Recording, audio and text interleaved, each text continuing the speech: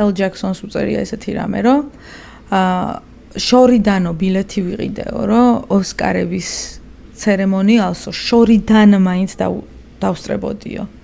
და მაშინ უთხარიო საკუთარ თავს, რომ მე ამ სცენაზე ამ ჯილდოს ავიღებ.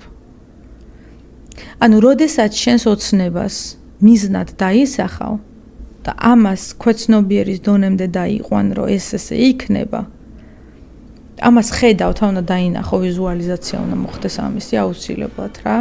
არა ადვილი, მაგრამ ერთხელ მაინც თუ დაინახე, რომ იმ სცენაზე დგახარ და დაიჯერე და შეიგრძენი, ეგ დღე აუცილებლად დადგება.